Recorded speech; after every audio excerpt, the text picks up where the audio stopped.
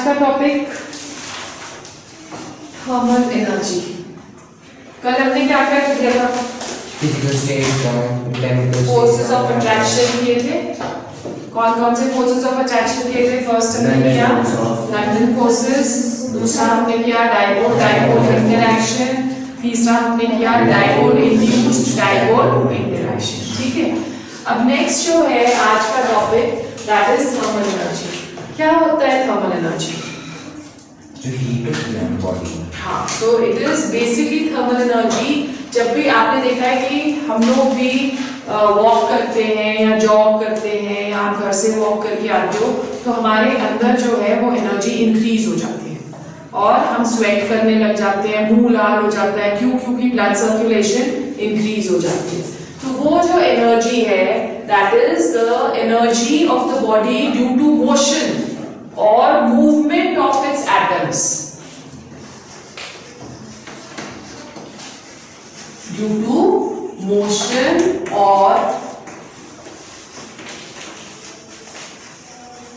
movement of its atoms or molecules is called thermal energy, right? अब कोई भी एक एटम या मॉलिक्यूल है उसमें दो तरह की मूवमेंट्स होती है। That is one movement which is known as vibrationary movement या वाइब्रेटरी मूवमेंट, कि वो एटम अपनी ही जगह पे मूव कर रहा है या वाइब्रेट कर रहा है। ठीक है, और दूसरी जो मूवमेंट होती है that is when it is moving from one place to the other place. तो दो तरह की मूवमेंट्स एटम या मॉलिक्यूल शो करता है। और हमने पढ़ा कि हर एक मैटर के जो तीनों स्टेट्स हैं उसमें फोर्सेस ऑफ अट्रैक्शन होते हैं which are known as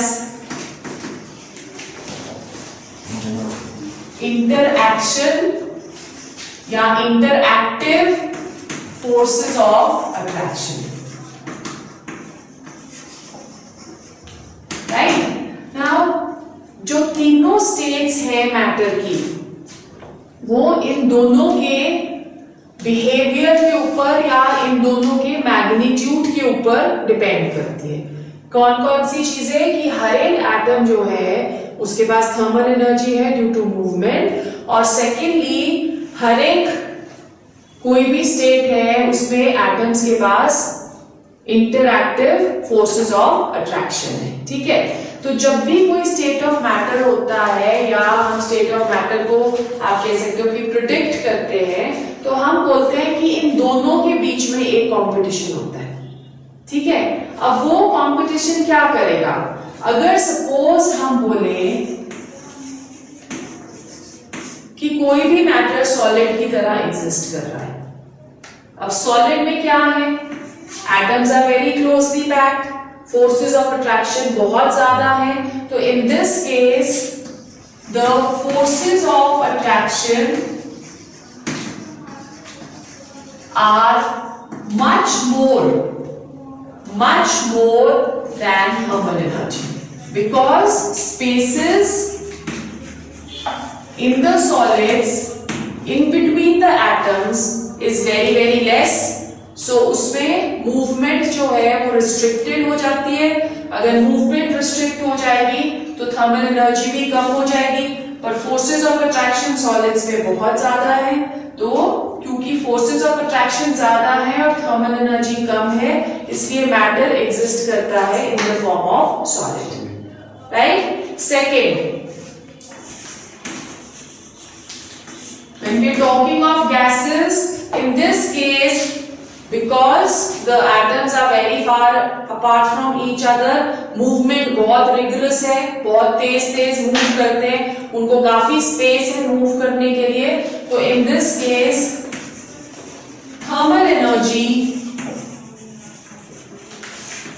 is much more than forces of attraction.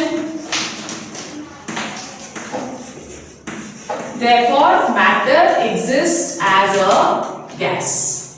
Right? When we are talking of liquids, लिक्विड्स में दोनों जो चीजें हैं वो ऑलमोस्ट सेम है। थर्मल एनर्जी भी उसमें होती है क्योंकि there is little space for them to move around, और फोर्सेस ऑफ अट्रैक्शन भी है उनके बीच में, तभी मॉलिक्यूल्स थोड़े से क्लोज हैं। पर हमें पता है कि लिक्विड्स में जो स्पेसेस होते हैं they are more than in solids, but they are less than in gases, less than in gases. So इसमें हम बोलते हैं कि both they balance each other. Thermal energy is approximately equal to the forces of attraction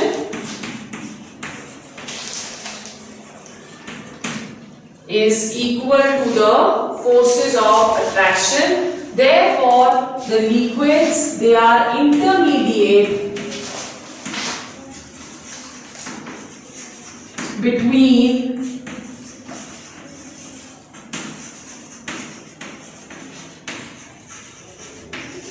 solids and gases, right? They are intermediate between solids and gases. तो liquids किस तरह से exist करते हैं? They exist as fluids. ठीक है? So thermal energy का बहुत बड़ा इफेक्ट होता है on the state of matter. समझ आ गया? The next topic जो है that is types of bonding and melting in boiling points. Types of bonding and melting points and boiling points. किसी भी एक सब्सटेंस का मेल्टिंग पॉइंट और बॉइलिंग पॉइंट डिपेंड करता है इस चीज पे कि एटम्स कितने क्लोजली पैक्ड हैं, उनके बीच में फोर्सेस ऑफ अट्रैक्शन जो है वो कितने हैं, उसके ऊपर मेल्टिंग पॉइंट। क्या होता है मेल्टिंग पॉइंट? कि हम किसी भी एक सब्सटेंस को, सॉलिड को हीट कर रहे हैं, जब हम उसे हीट करते हैं तो काइनेटिक एनर्जी मॉलिक्यूल्स की बढ़ जाती है, एज ए रिजल्ट वो थोड़े दूर दूर हो जाएंगे तो वो लिक्विड्स में कन्वर्ट हो गए। उसी तरह अगर हम लिक्विड्स को हीट करना शुरू करते हैं तो काइनेटिक एनर्जी और ज्यादा हो जाती है, मॉलिक्यूल्स और दूर हो गए तो वो गैसियस स्टेट में कन्वर्ट हो जाते हैं, राइट? अब बॉइलिंग पॉइंट और मेल्टिंग पॉइंट किसके ऊपर डिपेंड करता है कि मॉलिक्यूल्स एक दूसरे के साथ कितने ज्यादा अट्रैक्टेड है। जब हमने फोर्सेस ऑफ अट्रैक्शन पढ़ा था तो हमने उसमें पढ़ा कि सबसे ज्यादा फोर्सेस ऑफ अट्रैक्शन जो है वो किस पे होते हैं? आयनिक इंटरैक्शंस में, ठीक है? उसके बाद डाइपोल डाइपोल इंटरैक्शन, उसके बाद लंडन फोर्सेस, राइट? क्योंकि फोर्सेस ऑफ अट्रैक्शन सबसे ज्यादा इसमें है तो मेल्टिंग एंड बॉइलिंग पॉइंट्स भी सबसे ज्यादा इसमें होंगे। तो हम जब भी कोई एक आयनिक सब्सटेंस लेते हैं, जैसे हमने NaCl ले लिया, NaCl में हमने लास्ट चैप्टर में पढ़ा है कि it has electrovalent bond, so it is strong bond, as a result of which इसके ऊपर पॉजिटिव चार्ज है और नेगेटिव चार्ज है, जिसकी वजह से ये दोनों जो है बहुत स्ट्रांगली बॉन्डेड है। तो इसका जो सब्सटेंसेस जिनमें आयनिक इंटरैक्शंस होती है उनके मेल्टिंग पॉइंट्स सबसे ज्यादा होंगे। फिर डाइपोल डाइपोल इंटरैक्शंस में क्या आ गया? HCl, और लंडन फोर्सेस में क्या आ गया? Iodine, right? तो मेल्टिंग पॉइंट सबसे कम मॉलिक्यूलर सॉलिड्स का होता है जिनमें लंडन फोर्सेस ऑफ अट्रैक्शन होते हैं, राइट? तो अगर हम लोग सॉलिड्स के पॉइंट ऑफ व्यू से देखें तो सबसे ज्यादा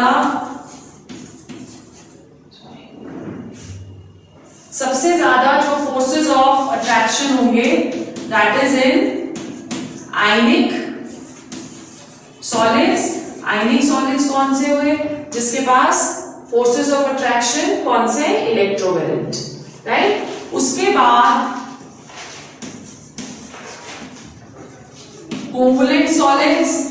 कोवलेंट सॉलिड्स कौन से हुए? हमने पिछले चैप्टर में पढ़ा है, जिसके पास कोवलेंट बॉन्ड्स हैं। और सबसे लास्ट किसमें? मॉलिक्यूलर सॉलिड्स, क्योंकि मॉलिक्यूलर सॉलिड्स में weak van der Waals forces of attraction है। अब हमने कल एक और टाइप ऑफ बॉन्ड पढ़ा था जिसको हम डिटेल में पिछले चैप्टर में पढ़ चुके हैं, which is known as hydrogen bond. So हमने पढ़ा था कि हाइड्रोजन बॉन्ड वो होता है which is the bond between hydrogen and a highly electronegative element. As a consequence of hydrogen bond, molecules they exist as associated molecules, और ये जो associated molecules हैं ये एक दूसरे के साथ linked होते हैं by hydrogen bonds, as a result of which they have higher boiling points। ठीक है, and also substances या molecules which have hydrogen bonding, they generally exist in the liquid state। तो मतलब forces of attraction liquid state में ज्यादा होती है ना than gases। अगर हम comparison करें between HF, HCl, HBr and HI, ये हमने पहले भी कर लिया है, so it's just a revision। Halogen acids बुलाते हैं हम इनको जब भी किसी हेलोजन का हाइड्रोजन के साथ लिंक हो रहा है। सो this is hydrogen fluoride, hydrogen chloride, hydrogen bromide and hydrogen iodide. अब जो फोर्सेस ऑफ अट्रैक्शन है वो इंक्रीज होते हैं विद इंक्रीज इन साइज। ये हमने कल पढ़ा था कि van der Waals forces of attraction they are going to increase with increase in size. तो साइज तो बढ़ता जा रहा है। फ्लोरीन का साइज सबसे छोटा है, फिर फ्लोरीन का है, फिर ब्रोमीन का है और फिर आयोडीन का है। तो बॉइलिंग पॉइंट्स भी बढ़ने चाहिए, बट हम बोलते हैं कि HF का बॉइलिंग पॉइंट ज्यादा है और फिर उसके बाद साइज के साथ बॉइलिंग पॉइंट बढ़ते चले जा रहे हैं। क्यों ये हो रहा है? बिकॉज HF में हाइड्रोजन बॉन्डिंग है और हाइड्रोजन बॉन्डिंग उसको क्या करती है? एसोसिएटेड मॉलिक्यूल की तरह रिप्रेजेंट करती है। तो बल्क हो गया, बड़ा हो गया, फोर्सेस ऑफ अट्रैक्शन ज्यादा हो गए, तो बॉइलिंग पॉइंट भी इसका ज्यादा होगा। ठीक है, सिमिलरली अगर हम ले water H2S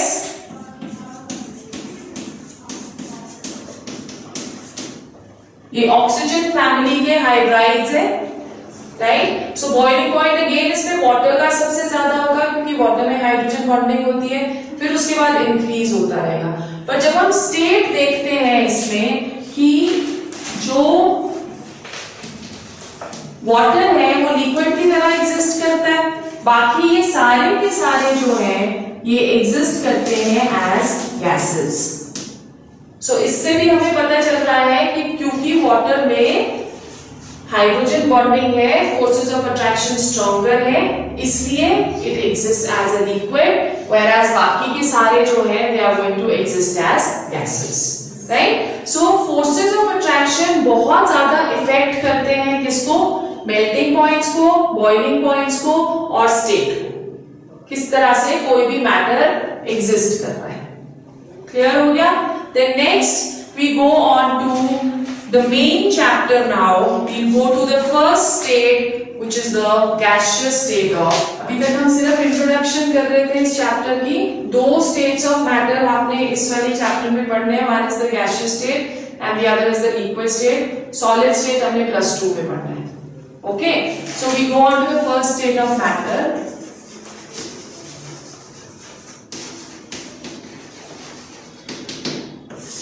which is the gaseous state of matter। अब हम लोग क्या बोलते हैं कि जिस भी इसमें हम हमारे सराउंडिंग में क्या है? ऑक्सीजन और ऑक्सीजन है, वेरी गुड, और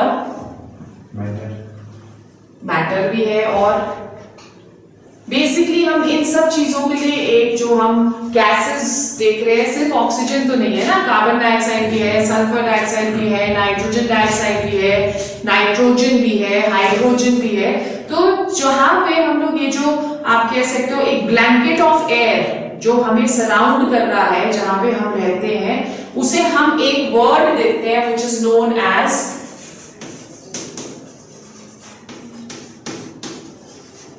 एटमॉस्फेयर। यही वर्ड देते हैं, हम बोलते हैं कि atmosphere that is mixture of gases which are surrounding the earth or which are surrounding us, that is atmosphere। जो एटमॉस्फेयर की सबसे लोअर मोस्ट लेयर है,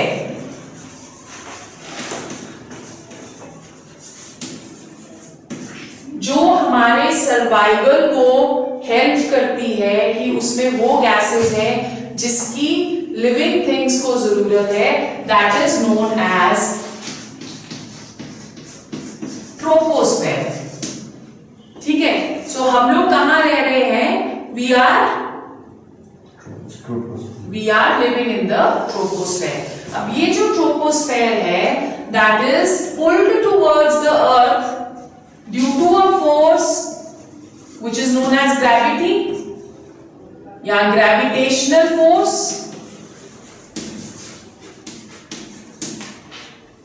ठीक है, सो ये जो gravitational force है, अब I am standing over here, you are sitting, right? तो क्या हो रहा है उसमें? हमारे को कोई एक फोर्स ऑफ अट्रैक्शन जमीन की तरफ को पुल करके रख रही है, उसको हम फोर्स ऑफ ग्रेविटी बुलाते हैं। तो उसी तरह से इस ट्रोपोस्फेयर को भी, कि ये ट्रोपोस्फेयर लोअर मोस्ट लेयर रहे, इसको ग्रेविटेशनल फोर्स क्या कर रहा है? पुल करके रख रहा है। नहीं तो अदरवाइज क्या होगा?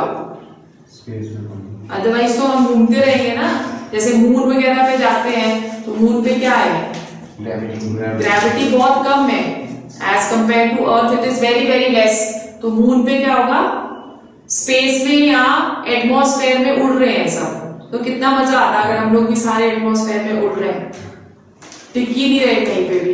एक जोक भी कल आया हुआ था फेसबुक पे, कुछ संता बंता का कोई जोक आया हुआ था कि भाई तू क्या कहते हैं उसको, ही सिटिंग ऑन द पॉट और बैठा है निकल ही नहीं रहा, तो उसको बोल रहे कि भाई तू क्या कर रहा है अंदर, इतना टाइम हो गया अंदर ही बैठा हुआ है, तो कहीं तू चांद पे तो नहीं चला गया?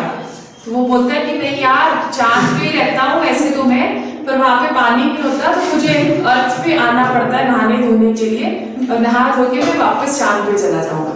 सो all these things, whether we are talking of water, we are talking of air, we are talking of the troposphere, ये सब अर्थ के ऊपर है due to this force of gravity which is known as the gravitational force. So basically troposphere है क्या? It is nothing but a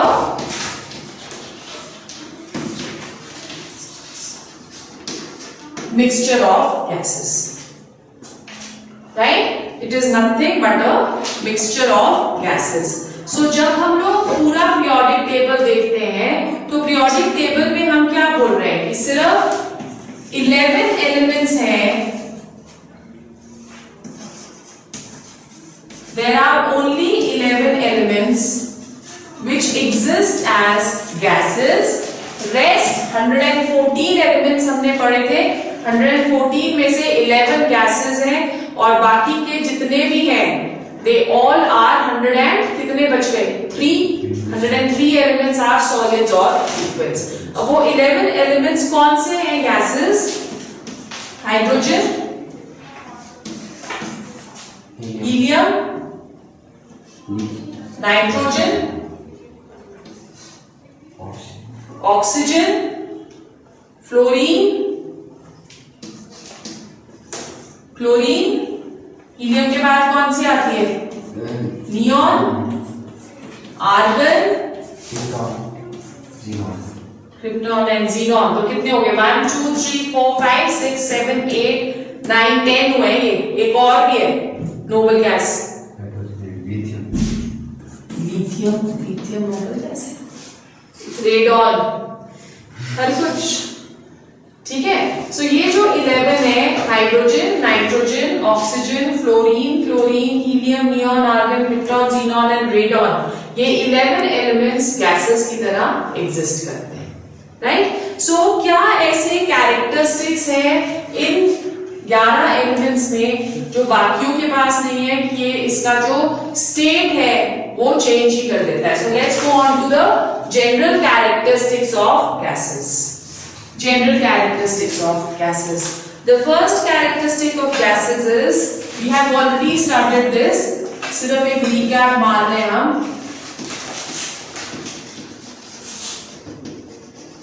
Shape and volume.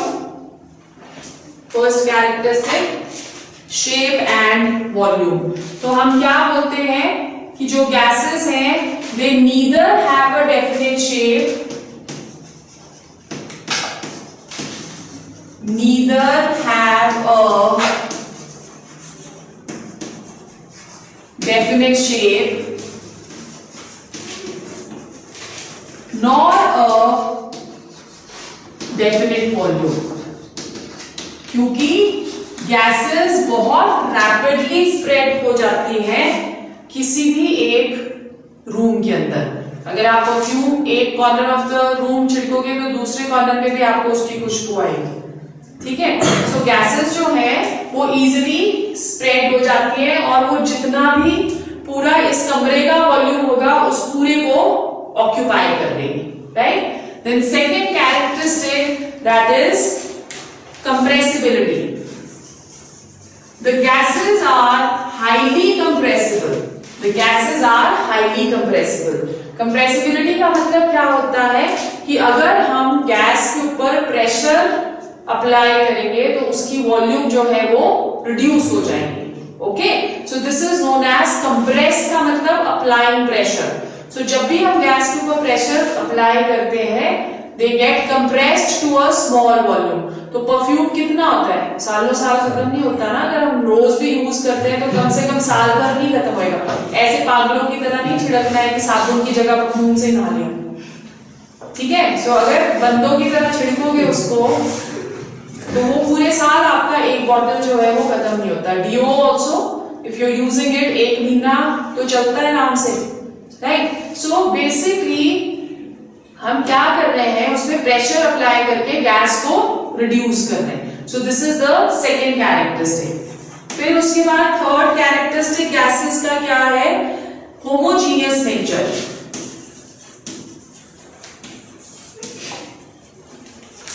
हमारे atmosphere में या ट्रोपोस्फेयर में जहां पे हम रह रहे हैं उसमें क्या आप देख के गैसेस को सेपरेट कर सकते हो कि इतने से पोर्शन में ऑक्सीजन है, इतने से पोर्शन में नाइट्रोजन है, यहाँ पे कार्बन डाइऑक्साइड पड़ी है? नहीं कर सकते ना। तो जो भी गैसेस इस रूम के अंदर है वो सारे के सारे गैसेस क्या है, homogeneous. We can not see the gases separately. Homo means same and genius means face. तो the gases they are homogeneous as they have only one phase, ठीक है। Then fourth characteristic is density. We know that density is inversely proportional to volume, okay। Volume हम बोल रहे हैं gases की बहुत ज्यादा है, we cannot define volume। तो इसका मतलब जो डेंसिटी है इसकी that is very very low. So gases they have very less density. Number 5 pressure. जो गैसेस के मॉलिक्यूल्स हैं वो मॉलिक्यूल्स एक आवारा झुंड की तरह होते हैं, ओके कि जहां पे उनको जगह मिलेगी उस साइड को घुसते रहेंगे, उस साइड को घूमते रहेंगे। उनके पास बहुत जगह है घूमने के लिए, ओके। सो अगर वो बहुत जगह है उनके पास घूमने के लिए तो एक अगर झुंड आपने देखा है तो क्या करेगा, वो अगर घूम रहा है इधर उधर घूम रहा है तो वो एक दूसरे के साथ टक्कर होगी ना। तो उसी तरह से गैसेस में भी जो मॉलिक्यूल्स हैं वो एक दूसरे के साथ रैंडमली टकराते रहते हैं और साथ साथ वॉल्स ऑफ द कंटेनर के ऊपर भी टकराते रहेंगे। तो जब भी कोई चीज टकराती रहती है एक दूसरे के साथ बार बार, तो अगर ये इसके ऊपर टकरा रहा है तो ये इसके ऊपर प्रेशर एक्सर्ट कर रहा है ना। तो गैसेस दे एक्सर्ट एनॉर्मस प्रेशर, बहुत प्रेशर होता है गैसेस के ऊपर। क्यों? बिकॉज उसके जो मॉलिक्यूल्स हैं वो घूमते रहते हैं, राइट। जैसे आप कोक की बोतल खोलते हो, उसमें चाहे लिक्विड है पर उसमें कार्बन डाइऑक्साइड गैस भी है ना। तो जैसे ही हम उसे खोलेंगे तो एकदम से उसकी वो जो फ्रॉथ है वो बाहर को आ जाएगी, स्पेशली जब उसको शेक करो, है ना। तो वो क्या हो रहा है कि उसकी जो गैस है वो हमने अंडर प्रेशर उस बॉटल के अंदर डाली हुई है। जैसे ही हम प्रेशर रिलीज करेंगे तो उसको गैस को रहता है कि मैं बाहर को निकलूं, वो एकदम से बाहर निकलती है because it has the tendency to exert pressure. फिर गैसेस में एक प्रॉपर्टी होती है which is known as diffusion. Diffusion क्या होता है? Intermixing.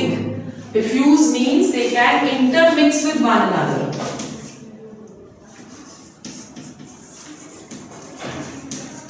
They have the tendency to intermix. Intermix क्यों करेगा वो? क्योंकि spaces जो हैं वो बहुत ज्यादा है in between the molecules. तो अगर हम दो gases को intermix करना चाहें, जैसे हम दो कंटेनर्स ले लेते हैं इस तरह से, और यहाँ पे एक परफोरेटेड शीट ले लेते हैं. परफोरेटेड शीट का मतलब कि उसमें बीच में होल्स है. ठीक है, एक साइड हम ले लेते हैं nitrogen dioxide which is a brown gas, और एक साइड हम ले लेते हैं hydrogen which is a colorless gas. Okay, अब होगा क्या? जब इनिशियली हमने इन दोनों कंपार्टमेंट्स में गैस डाली तो यहाँ पे ब्राउन कलर दिखेगा हमें, यहाँ पे कलरलेस गैस दिखेगी, या कुछ भी कलर हमें पता ही नहीं चलेगा कि इसके अंदर गैस है, because we can not see anything in compartment B. If this is A, this is B, we can not see anything in compartment B. धीरे धीरे क्या होगा कि हम देखेंगे कि इसके अंदर ब्राउन कलर जो है वो ऑब्जर्व करने लगते हैं हम. राइट, शुरू में डार्क ब्राउन, यहाँ पे डार्क ब्राउन है, शुरू में इस पे डार्क ब्राउन, धीरे धीरे दोनों कंपार्टमेंट्स में जो कलर है वो लाइट ब्राउन हो जाता है. व्हाट इज हैपनिंग इज कि ये जो कलरलेस गैस है ये इसके साथ मिक्स हो रही है, बिकॉज ये यहाँ पे डिफ्यूज कर रही है थ्रू द होल्स, ये यहाँ पे डिफ्यूज कर रही है through the holes. So intermixing of the gases that is taking place, और वो जो इंटरमिक्सिंग है उसे हम क्या बता रहे हैं? Diffusion. Okay, then last property is liquefaction. Liquefaction is converting the gas into a liquid by applying pressure and lowering the temperature.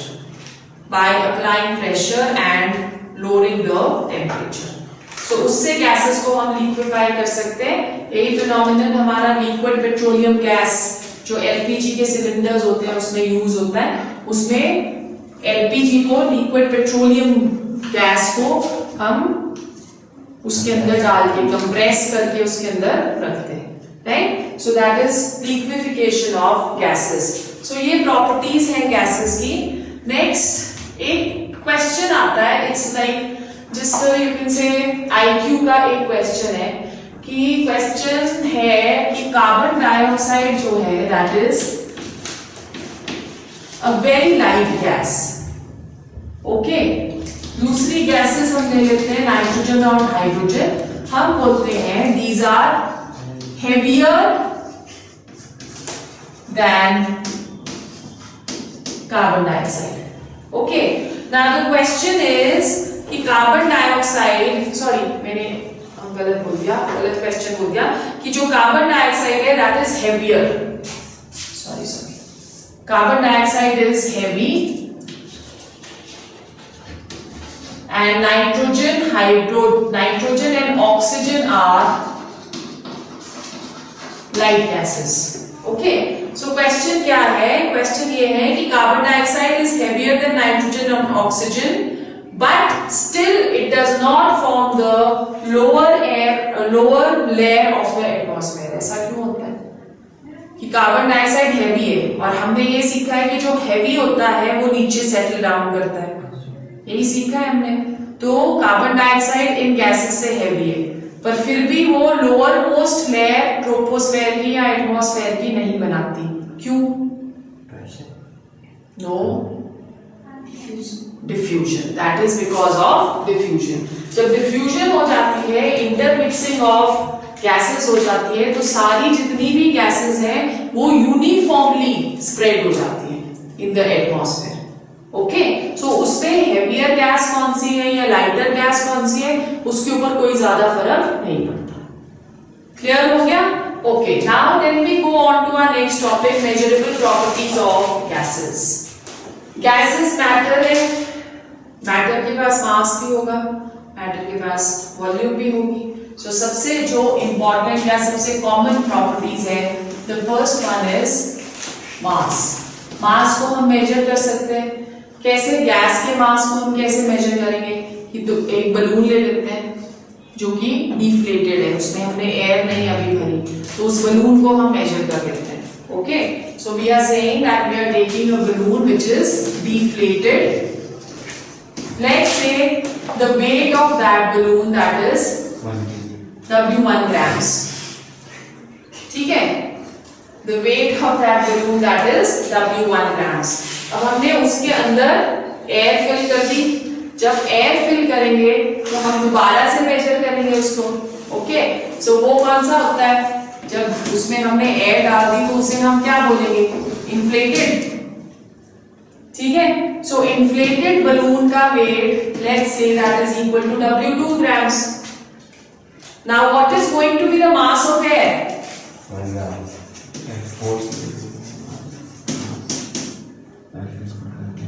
W2 minus W1.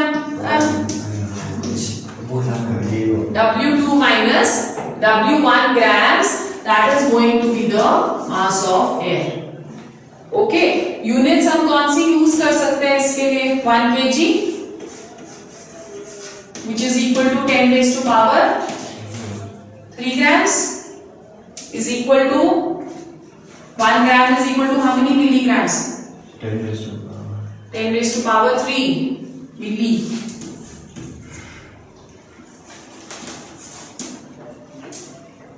ठीक है, so 1 kg will be equal to how many milligrams? 10 raised to power 6. 10 raised to power 6 milligrams. Okay, और number of moles, इसका मास का ऐसा unit क्या होता है? मास का केजी। हाँ, ऐसा यूनिट जिसमें हम मेजर करते हैं दैट इज केजी। और नंबर ऑफ मोल्स हम कैसे कैलकुलेट करेंगे? Wait given upon molar mass of the gas. वो नंबर ऑफ मोल्स हो गए, फर्स्ट चैप्टर में हमने इसको करा हुआ है। ठीक है, फिर नेक्स्ट वॉल्यूम। वॉल्यूम हमने पढ़ा, इट हैज इंडेफिनिट वॉल्यूम। जितना बड़ा कमरा दे दो उतनी वॉल्यूम वो ऑक्यूपाई कर लेगी, जितना छोटा कंटेनर दे दो उतनी वॉल्यूम वो ऑक्यूपाई कर लेगी। ओके, सो वॉल्यूम को हम लोग मेजर करते हैं on the basis of the following units. Convergence इसमें जरूरी है बिकॉज हम जब न्यूमेरिकल्स करेंगे तो ये सारी कन्वर्जेंस हमने याद रखनी है। ओके, सो हम बोलते हैं कि वॉल्यूम हम ले रहे हैं liters, right? 1 liters that is equal to how many milliliters? 10 raised to power. Okay, volume को हम सेंटीमीटर क्यूब में भी करते हैं, so 1 liter will be equal to how many centimeter cube? 1 liter will be equal to how many centimeter cube? 1 milliliter is equal to 1 meter cube, so 1 liter will be equal to how many centimeter cube? 10 raised to power 3 centimeter cube, and 1 liter is equal to how many decimeter? 10 raised to power 6. 1. 1 liter is equal to 1 decimeter cube, and 1 liter is also equal to 10 raised to power minus 3 meter cube. ये सारे याद रखने हैं। Okay, and according to your Avogadro's law at STP volume of the gas कितनी होती है? 22.4 liters, और it is equal to 22400 milliliters, or it is equal to 22400 centimeter cube STP। ठीक है, फिर नेक्स्ट आ गया प्रेशर। नाउ दिस इज थोड़ा सा लंबा टॉपिक कि प्रेशर हम किस तरह से मेजर। अच्छा, इंस्ट्रूमेंट बता सकते हैं जिससे हम प्रेशर एटमॉस्फेरिक प्रेशर को मेजर करते हैं, हाँ पेपर में आ सकता है। एटमॉस्फेरिक प्रेशर को हम कौन से इंस्ट्रूमेंट से मेजर करते हैं? बैरोमीटर। बैरोमीटर की कंस्ट्रक्शन बहुत इजी है। हम एक ग्लास की ट्यूब लेते हैं और उसमें हम मर्करी डालते हैं, ओके, मर्करी डालेंगे, mercury is a liquid, right. फिर हम उसे एक इन्वर्ट कर देंगे एक ट्रफ में, इस तरह से। हमने एक ये ट्यूब सीधी ली थी, तभी भर सकते हैं उसको, उल्टी ट्यूब कोई नहीं भर सकता, क्यों? Due to force of gravity, right. So हमने ये ट्यूब सीधी ली थी, हमने इसके अंदर मर्करी फिल करी, फिर थंब लगा के और बहुत ही आराम से हमने इसको इन्वर्ट कर दिया। अब जब इन्वर्ट करेंगे तो क्या होगा? सपोज हम बोल रहे हैं, तो जब हम इन्वर्ट करेंगे तो कुछ मर्करी इस ट्रफ के अंदर फिल हो जाएगी, ऐसी होगा, है ना, इसके अंदर फिल हो गई। अब यहां से एटमॉस्फेरिक प्रेशर लगेगा इस मर्करी के ऊपर, क्योंकि ये ओपन है तो एटमॉस्फेयर इसके ऊपर प्रेशर अप्लाई करेगा ना, और इस साइड से भी एटमॉस्फेयर प्रेशर अप्लाई करेगा।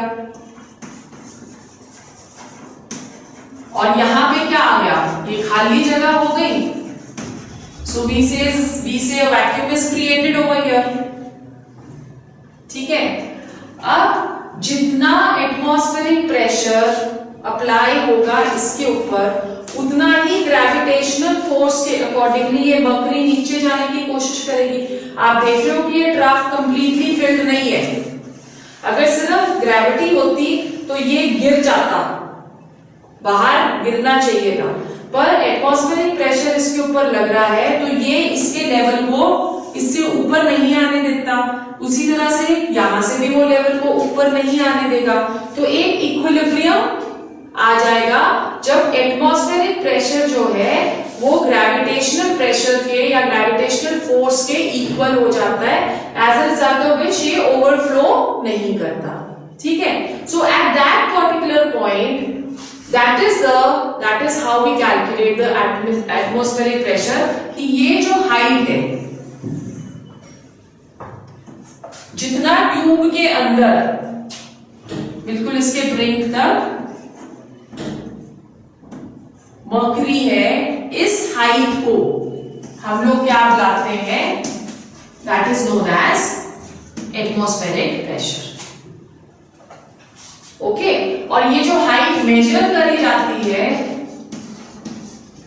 दैट इज 76 सेंटीमीटर, और it is equal to 760 mm, which is taken as the atmospheric pressure. This is a standard, you can say, value for considering the atmospheric pressure. So एक unit जो हम atmospheric pressure का है वो क्या ले रहे हैं? mm, और इसको हम बुलाते भी क्या है? That the atmospheric pressure that is 760 mm of mercury, ठीक है। सो इसको हम बुलाते भी ऐसे हैं, जब आप आगे पढ़ोगे तो हर जगह इस तरह से लिखा होगा 760 mm of Hg या 760 mm of mercury. So this height gives us the atmospheric pressure. Convergence क्या है? एटमॉस्फेरिक प्रेशर या प्रेशर को हम मेजर करते हैं in atmosphere. 1 atmosphere that is equal to 76 centimeter और 760 mm of mercury. Another unit जो कि हम यूज करेंगे न्यूमेरिकल्स में, that is torr. So 1 atmosphere that is equal to 760 torr. एक और यूनिट हम यूज करते हैं bar, 1 atmosphere that is equal to 1.008 bar. So approximately 1 atmosphere is equal to 1 bar, ठीक है। और जो SI यूनिट है that is pascal. So 1 atmosphere that is equal to 1.008 into 10 raised to power 5 pascals. 1 atmosphere that is equal to 1.008 into 10 raised to power 5 pascals. तो ये हमको conversion factors याद रखने हैं कि 1 atmosphere that is equal to 760, 1 atmosphere millimeter, 760 torr, 1.008 bar and 1.008 into 10 raised to power 5 pascals। ये जो experiment हम लोग करते हैं to measure the atmospheric pressure, this is always done at 0 degree Celsius और एट 273 केल्विन। ठीक है जी। सो ये this is very very very important. अब ये एटमॉस्फेरिक प्रेशर तो हमने कर लिया, हमको करना है गैस का प्रेशर मेजर। तो how will we do the pressure of the gas? Our next topic, measurement of pressure of gas। दो तरह से हम लोग मेजर कर सकते हैं प्रेशर ऑफ गैस, दो डिफरेंट एपरेटस हम सेटअप कर सकते हैं। द इंस्ट्रूमेंट जिससे हम प्रेशर ऑफ गैस मेजर करते हैं that is known as a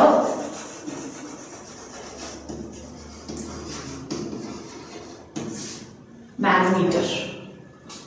manometer, दो तरह के मैनोमीटर्स हैं। The first one which we are going to do that is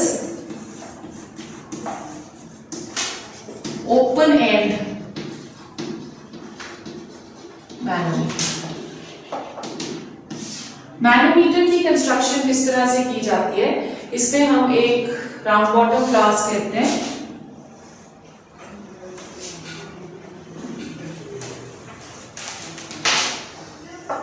जिसे हम स्टॉप कॉक के साथ यहाँ पे सील कर देते हैं। यहाँ पे एक ओपनिंग है ऐसे, और इस ओपनिंग में एक राइट, ये U-ट्यूब इस तरह से होनी चाहिए कि इसका एक लिम्ब बड़ा है, this is known as the limb, और एक लिम्ब छोटा है। ठीक है। अब इसके अंदर हम लोग गैस ले लेंगे और इसके अंदर ये जो गैस दी है हमने और जो ये इन्वर्टेड U-ट्यूब दी है, इसके इस U-ट्यूब के अंदर मर्क्यूरी फिलअप कर लेते हैं। ओके, सो मर्क्यूरी जब हम फिल करेंगे, ये हमने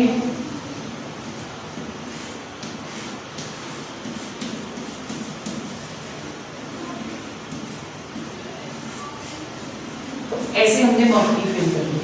ठीक है, this is known as the column of mercury. अब होगा क्या, ओपन एंड मैनोमीटर है ये, यहां से हमने इसको सील नहीं करा है, तो यहां से एटमॉस्फेयर प्रेशर डालेगी, है ना।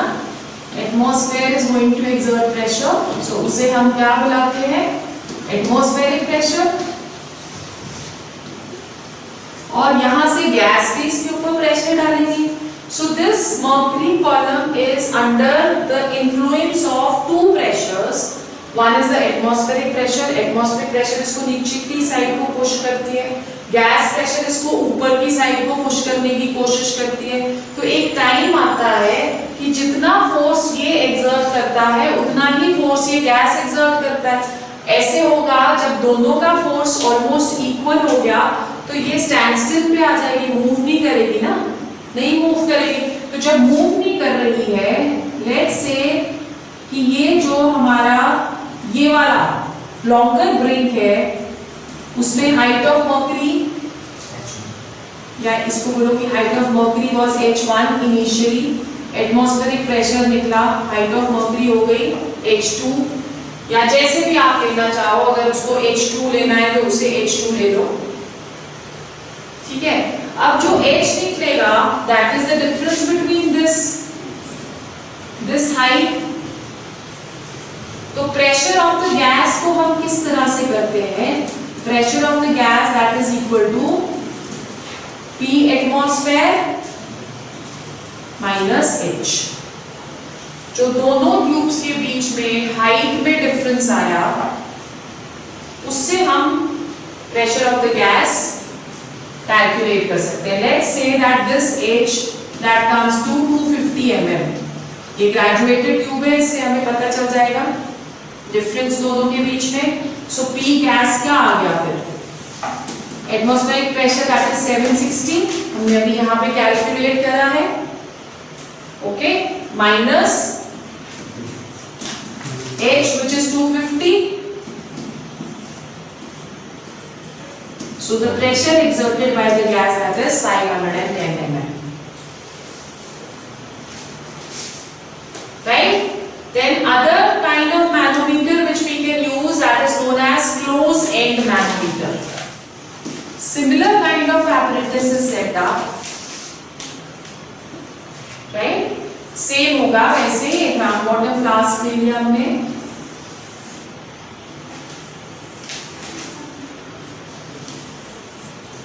यहाँ पे एक ओपनिंग डाल दी, वही एक इन्वर्टेड ट्यूब ले ली, इसके अंदर हमने इसको सील करके यहाँ पे स्टॉप कॉक लगा दिया है, यहाँ पे हमने गैस लिया, बट यहाँ पे हम इसे सील कर देंगे।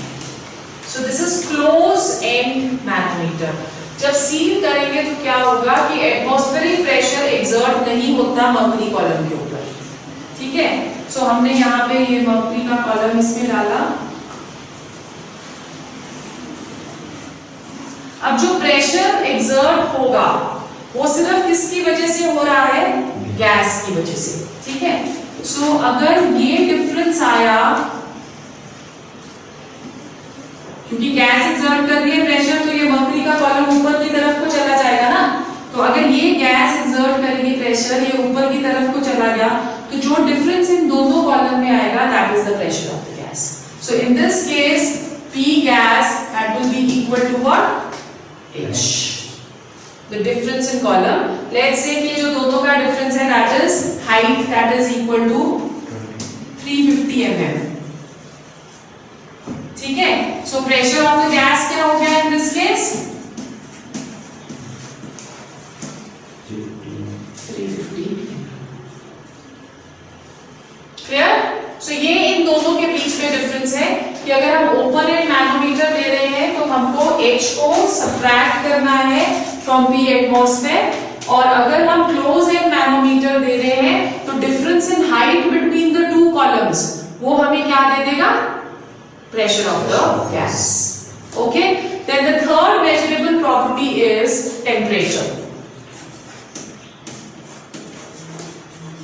टेम्परेचर हम लोग क्लिनिकल, हमारे पास दो तरह के थर्मोमीटर होते हैं, लेबोरेटरी थर्मोमीटर, एक क्लिनिकल।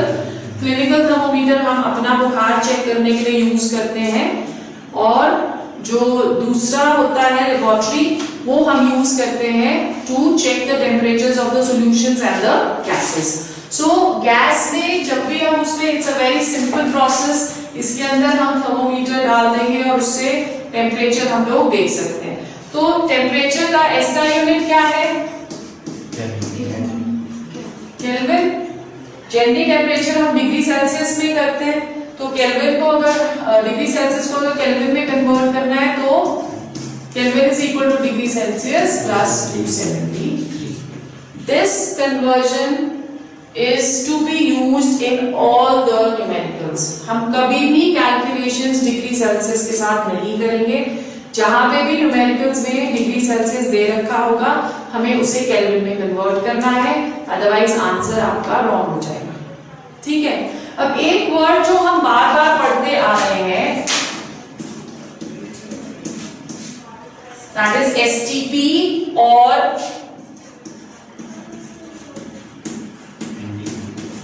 NTP। STP क्या हुआ, स्टैंडर्ड टेम्परेचर प्रेशर, और NTP क्या हुआ, normal temperature pressure. It is one and the same thing. Now STP पे टेम्परेचर कितना लेते हैं हम, 0 degree Celsius, that is equal to 273.15 kelvin. But generally calculations को इजी करने के लिए हम 273 केल्विन ही लेते हैं, ओके। फिर टेम्परेचर के बाद pressure, pressure is taken to be 1 atmosphere. So जो भी कैलकुलेशंस हम 273.15 केल्विन पे करेंगे और 1 एटमॉस्फेयर पे करेंगे, those all calculations are said to be done under STP. एक और चीज हम यूज करने लगे हैं, एक और नॉमेनक्लेचर हम यूज करते हैं, एसएटीपी। एसएटीपी क्या हुआ? Standard ambient temperature pressure. Standard ambient temperature pressure में जो टेम्परेचर हम कंसिडर करेंगे that is room temperature. So room temperature that is equal to how much? 25 degrees. और केल्विन में 298.15 केल्विन। प्रेशर सेम है 1 बार। 1 एटमॉस्फेयर की जगह हम यहाँ पे 1 बार यूज करते हैं, राइट? सो ये डिफरेंस क्या हुआ स्टैंडर्ड एम्बिएंट में और स्टैंडर्ड एसटीपी में, कि STP temperature always taken as 0 Celsius. So अगर क्वेश्चन में एसटीपी दिया हुआ है, अभी जब हम गैस लॉस नेक्स्ट वाले टॉपिक में नेक्स्ट क्लास में बिगिन करेंगे तो वहां पे हम देखेंगे कि हमें बोला हुआ है कि the calculations are done at STP.